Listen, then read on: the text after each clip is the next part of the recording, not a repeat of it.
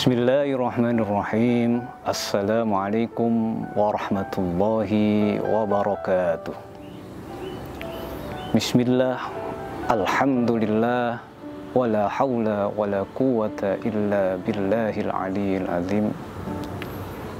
Pemirsa yang dirahmati oleh Allah Subhanahu wa ta'ala, marilah di kesempatan yang berbahagia ini, di kesempatan yang ditakdirkan oleh Allah Subhanahu wa ta'ala, suatu majelis ilmu, suatu majelis zikir yang akan membawa kita kepada semakin dekat kepada Allah Subhanahu wa ta'ala. Marilah kita bersyukur kepada Allah Subhanahu wa ta'ala karena di hari ini kita masih dalam keadaan sehat walafiat, sehingga kita bersama bisa berkumpul di majelis ilmu, majelis dzikir, majelis Rasul sallallahu alaihi wasallam. Tak lupa sholawat serta salam moga-moga tetap terlimpahkan kepada baginda agung habibina wa syafi'ina wa qurrati a'yunina Muhammadin sallallahu alaihi wasallam.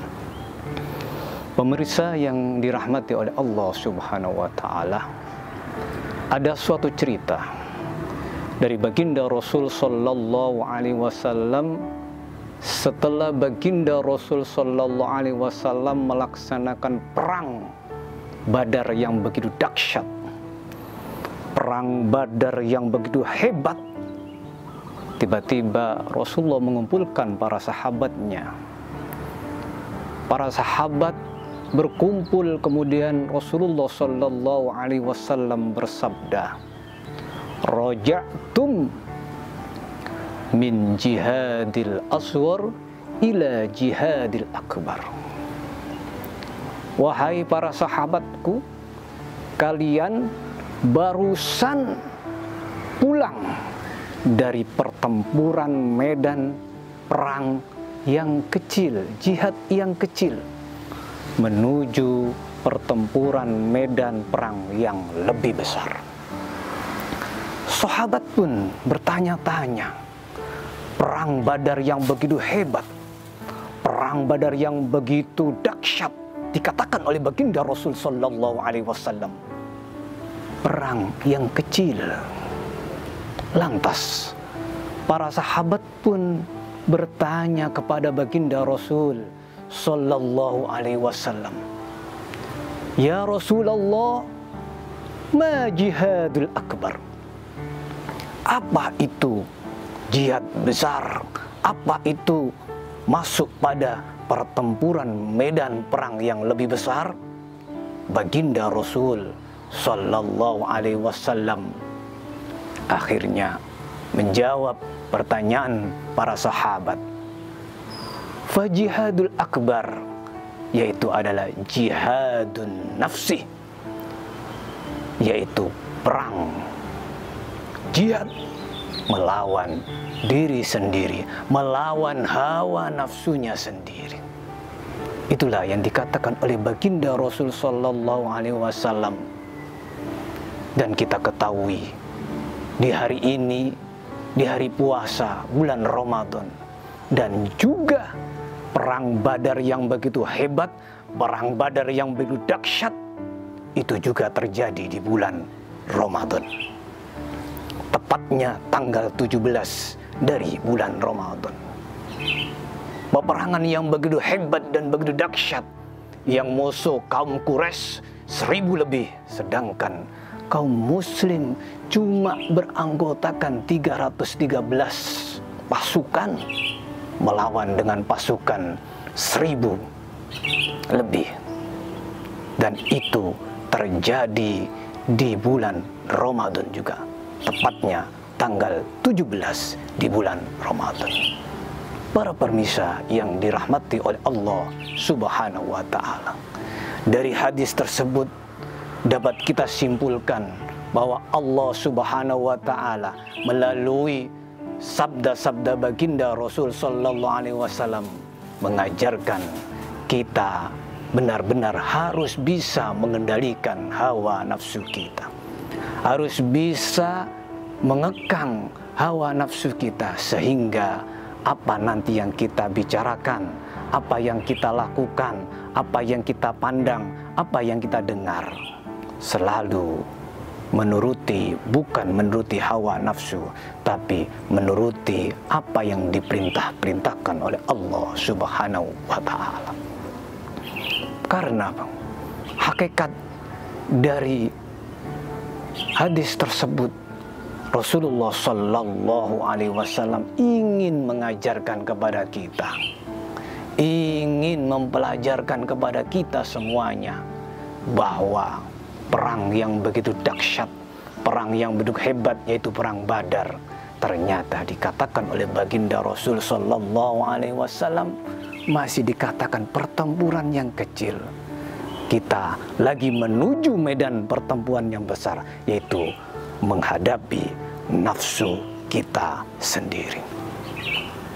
Dan di momen puasa Ramadan ini, Allah juga ingin mengajarkan kita kepada hamba-hambanya untuk bukan hanya menahan diri tidak makan dan tidak minum, tidak hanya menahan diri tidak makan di waktu pagi sampai siang atau menjelang sholat maghrib, tapi Allah Subhanahu wa Ta'ala juga menginginkan agar hawa nafsu kita, agar diri kita bisa terkendalikan, agar hawa nafsu kita ini benar-benar diiringi dengan apa yang diajarkan oleh baginda Rasul, sehingga menuju kepada perjalanan yang diridhoi oleh Allah Subhanahu wa Ta'ala.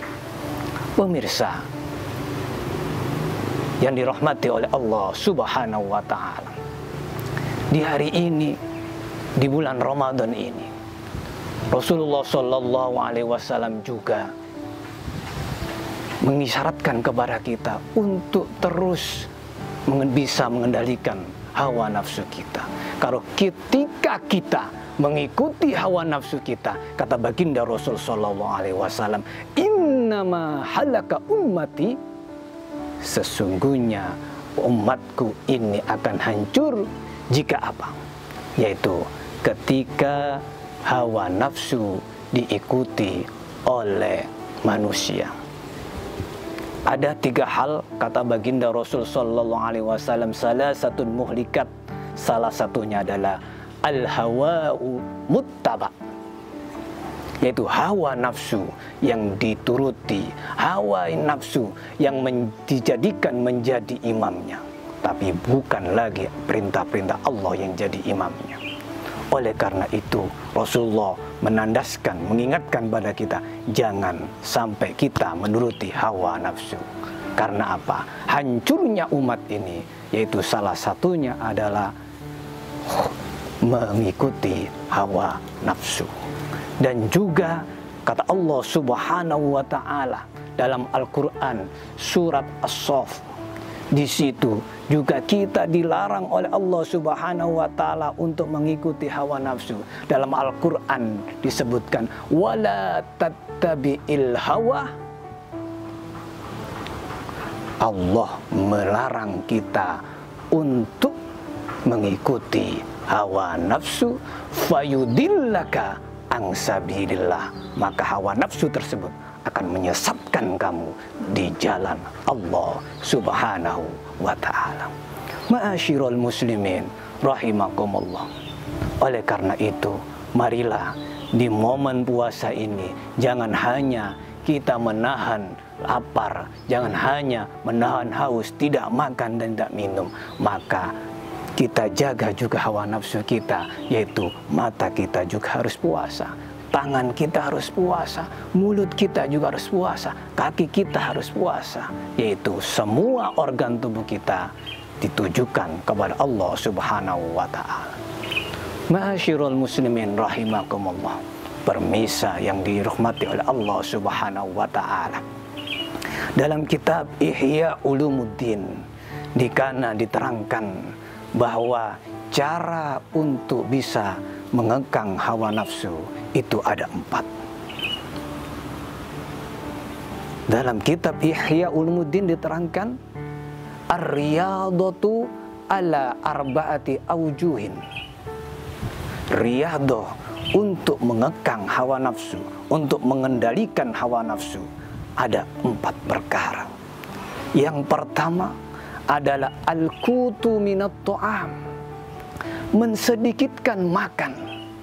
Dalam artian dia mau berpuasa, dia mau riyadhah untuk dirinya sendiri.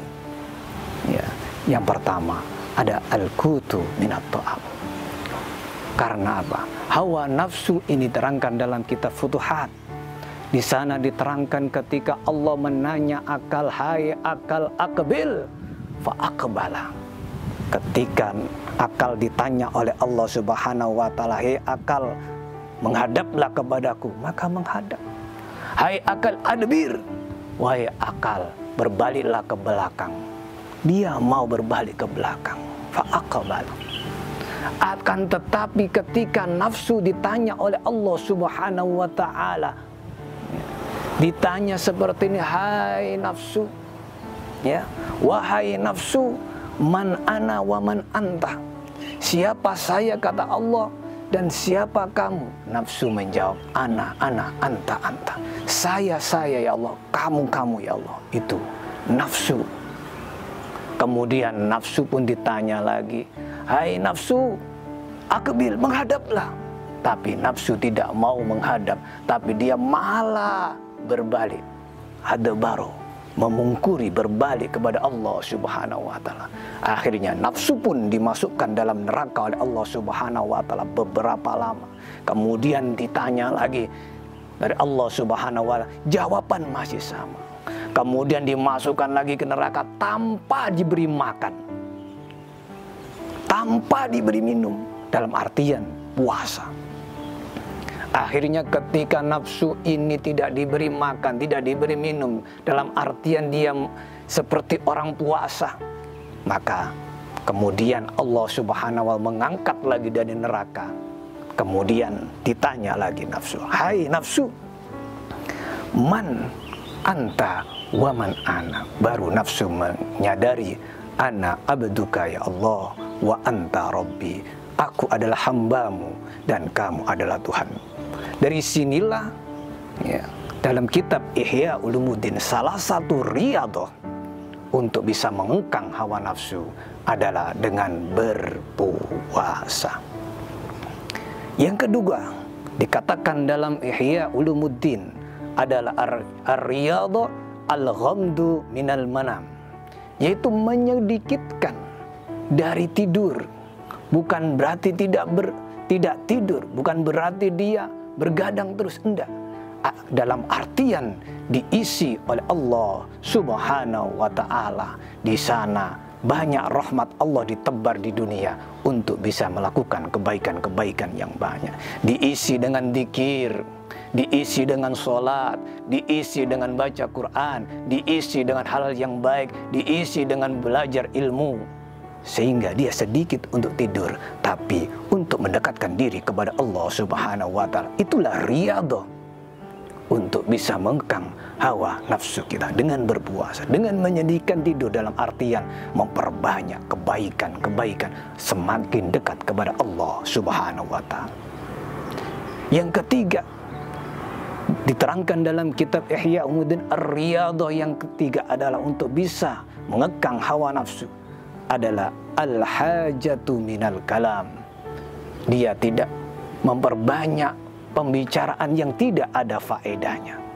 Dia selalu berbicara yang di dalamnya ada faedahnya, sehingga perkataannya selalu perkataan yang mengarah kebaikan. Perkataannya selalu perkataan yang mengajak kepada semakin dekat kepada Allah Subhanahu wa taala. Yaitu al-hajatu minal kalam, yaitu mempersedikit bicara tapi memperbanyak di dalamnya untuk mengajak kebaikan-kebaikan yang banyak. Yang keempat diterangkan dalam kitab Ihya Ulumuddin karangan Abu Hamid Al-Ghazali, di kanan diterangkan, yaitu amhamlul ada min jami'il anam, yaitu dia berusaha menahan rasa sakit menahan rasa sakit dari semua orang manusia yang telah mengejeknya. Dia mencoba untuk berusaha dalam artian mengendalikan emosi. Mengendalikan emosi dalam dirinya, ini adalah melatih, yaitu mengendalikan hawa nafsunya. Ketika orang bisa terbiasa mengendalikan emosi, ketika diejek, ketika dicaci maki, dia tetap sabar, maka itu dia dalam artian lagi berusaha untuk belajar mengendalikan emosi dan mengendalikan hawa nafsunya. 4 itulah yang diajarkan oleh Imam Ghazali dalam kitabnya Ihya Ulumuddin, yaitu mempersedikit makan dalam artian berpuasa, kemudian memejamkan mata dalam artian mempersedikitkan tidur, dalam artian dia memperbanyak amal-amal ibadah yang diberikan oleh Allah Subhanahu wa Ta'ala. Dia tidak berbicara kecuali berbicara yang dari perintah-perintah Allah dan Rasulnya. Keempat, dia selalu menjaga emosi untuk bisa mengendalikan hawa nafsu, mengendalikan dirinya. Bukankah baginda Rasul sallallahu alaihi wasallam pernah bersabda, "Laisa syadidu bisur'ah, innamasy syadidul ladzi yamliku nafsahu indal ghadabi." Kata baginda Rasul sallallahu alaihi wasallam, bukanlah orang yang hebat, bukanlah orang yang kuat itu yang bisa mengangkat suatu hal yang berat atau yang kuat. Tapi yang dikatakan orang yang kuat, orang yang hebat adalah orang yang bisa yamliku nafsahu indal ghadabi. Dia bisa mengendalikan nafsunya, mengendalikan dirinya ketika dia lagi marah. Oleh karena itu, pemirsa yang dirahmati oleh Allah Subhanahu wa Ta'ala, di hari ini, di momen bulan Ramadan ini, Rasulullah juga telah mengingatkan kepada kita bahwa mengendalikan nafsu, jihad yang paling besar, jihad yang paling hebat, jihad yang terbesar, bukan hanya jihad perang di medan perang, tapi ketika kamu bisa mengendalikan hawa nafsu kamu, maka kamu dikatakan oleh baginda Rasul sallallahu alaihi wasallam lagi masuk perang dalam jihadul akbar, yaitu jihad yang besar, jihad yang hebat, jihad yang terbesar.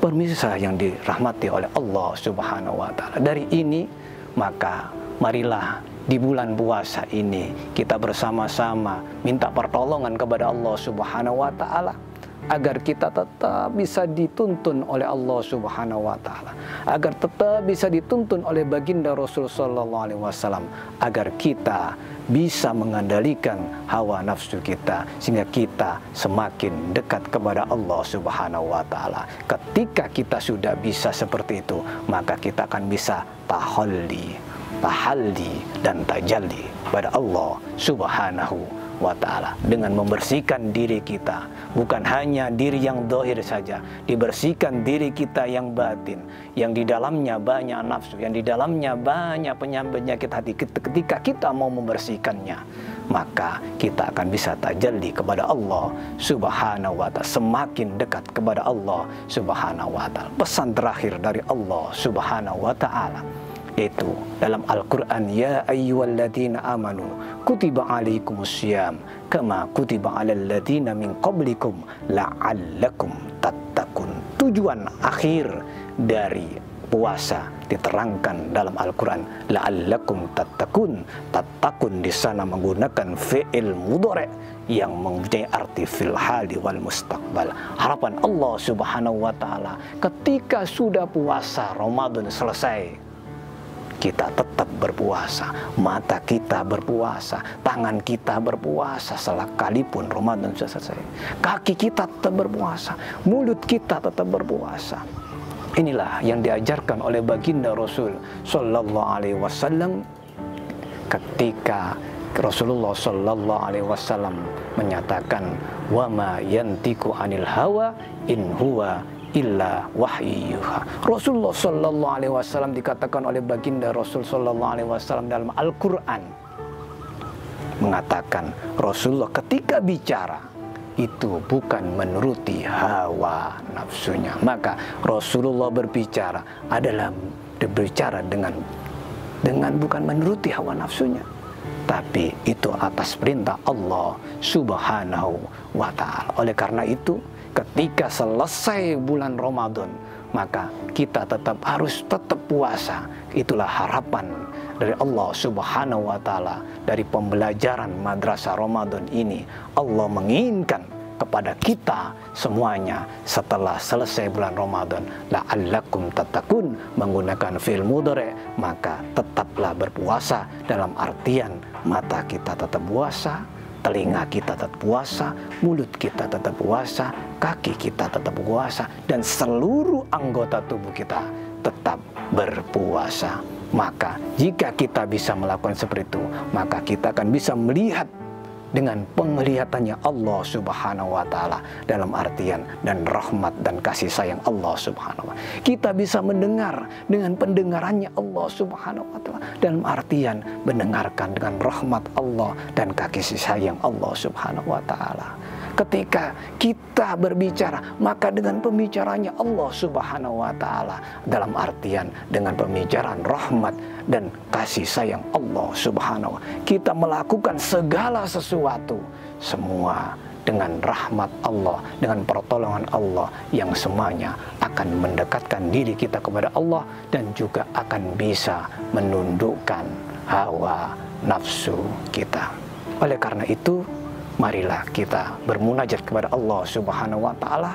Mudah-mudahan apa yang kita saksikan, apa yang kita pelajari, apa yang kita rasakan ini, semuanya dibarengi oleh pertolongan oleh Allah Subhanahu wa ta'ala, sehingga apa yang kita lakukan semuanya akan menjadi suatu hal yang bisa mendekatkan diri kita kepada Allah Subhanahu wa ta'ala dan bisa menundukkan hawa nafsu kita. Dengan ingat tadi 4 hal, yaitu yang pertama menyedikitkan makan, kemudian memejamkan dari tidur, kemudian yang keempat adalah berbicara.